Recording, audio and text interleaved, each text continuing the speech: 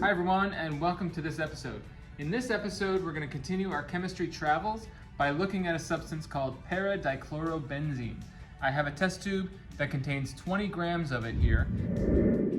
Fun fact, there are 3 possible dichlorobenzenes, and the one where the chlorines are directly across from each other is paradichlorobenzene. And I'm first going to go ahead and light a Bunsen burner and heat this baby up.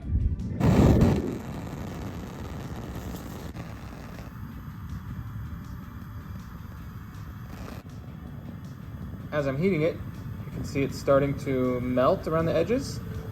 And now all of it has melted. I have a temperature probe stuck in there. I want to monitor the temperature as it goes from the upper 80s down to room temperature, which is around 20.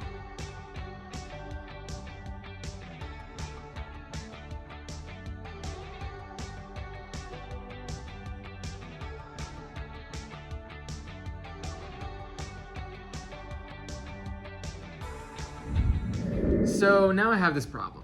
Room temperature is at 20 or 21 degrees, usually in this room.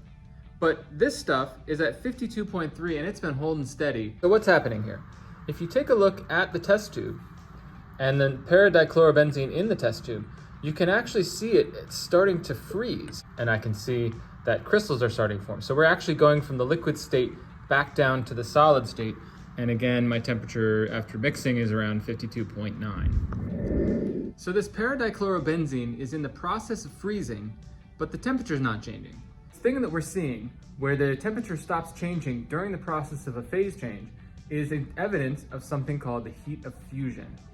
And every substance has a heat of fusion, and the heat of fusion is defined as the energy required to change 1 gram of a substance in its solid state into the liquid state. Molecules in the solid state have either bonds or intermolecular forces holding those molecules together. And in order to go from the solid state to the liquid state, you actually have to break those attractions, and that requires extra energy. In the same way, if you have a liquid and you get it to its boiling point, you have to provide extra energy to break those molecules free from their intermolecular attractions and move into the vapor phase where they're kind of independent and flying around.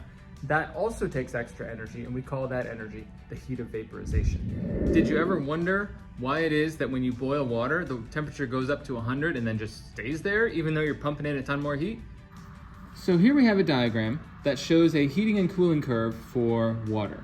And it's kind of a misnomer because it's more like a bunch of line segments than a curve, but it kind of caught on. So what we're showing here is that, okay, let's pretend for a moment. Where I grew up, it got really cold, like well below 0 in the middle of winter.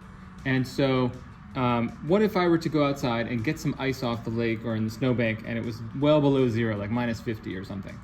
If I brought it inside and let it start warming up, I originally wouldn't see much because it would be raising its temperature, but it wouldn't be melting until it gets up to 0. This flat line on the chart illustrates the melting point, or freezing point if you're going the other way, of water, which is 0 degrees Celsius. And then the whole time it's melting, the energy that we're putting in to melt it actually has to break the bonds between the water molecules. And so that requires extra energy. In fact, it involves an extra 334 joules per every gram, which is water's heat of fusion. Every gram of ice that melts has to absorb 334 joules per gram.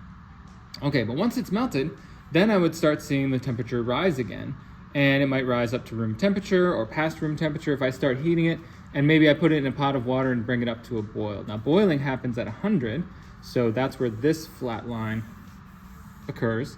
So in a heating and cooling curve, you're typically going to have 2 flat areas, and those represent the temperatures at which we're, at the lower one, we're melting, at the higher one, we're boiling. And then you've probably noticed that when you boil water, the temperature goes up to boiling, but then it just doesn't keep going. It stops there and boils your pasta or whatever it is you're doing for the whole time. And so that breaking of those chemical bonds takes more energy. In fact, 2,260 joules for every gram are required for water to vaporize and move from the liquid to the vapor phase. So I looked it up and I found out that the heat capacity of paradichlorobenzene is 1.129 joules per gram per degree. So that means for every gram, it takes 1.129 joules to change every gram up 1 degree Celsius, or you'll get it back when it goes down 1 degree Celsius.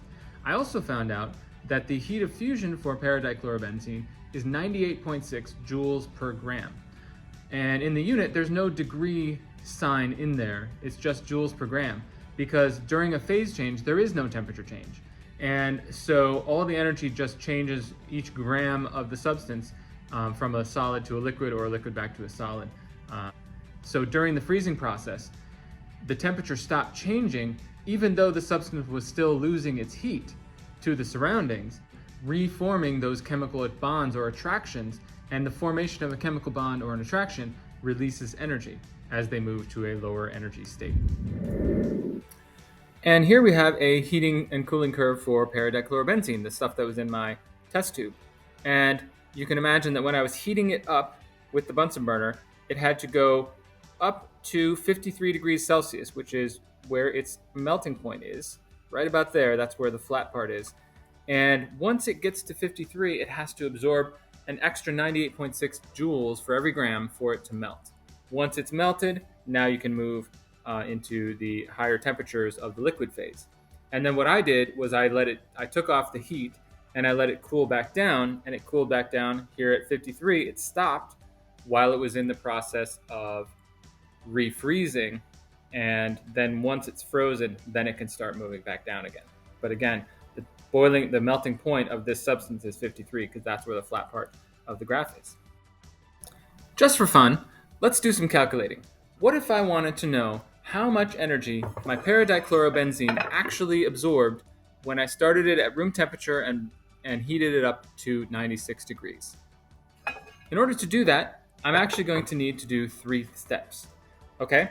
So first, when you're doing these, you have to do a step for every portion of the graph that you're going through in order to get to your destination. So if I'm starting here at 20 degrees, for example, and I'm going up to 96, there's actually 3 sections of the graph that I have to go through. I have to heat it to its melting point, which is a temperature change, so I'm going to need a Q equals Cm delta T, heating to 53. Then I have to melt it, so that's going to be a different equation. Now this is a simpler equation. There's no delta T here. There's just the heat of fusion times the mass.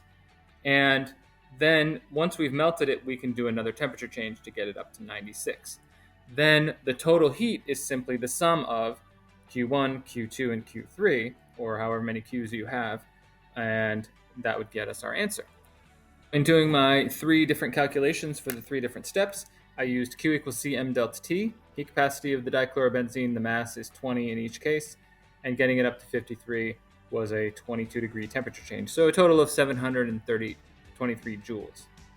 Then just to melt it was 98.6 joules per gram times 20, which is 1972 joules. And finally, my third step, Q equals Cm delta T, ended up at 971 joules. The Q total for heating it to room temperature up to 96 degrees was 3,666 joules, which I rounded and converted into 3.7 kilojoules.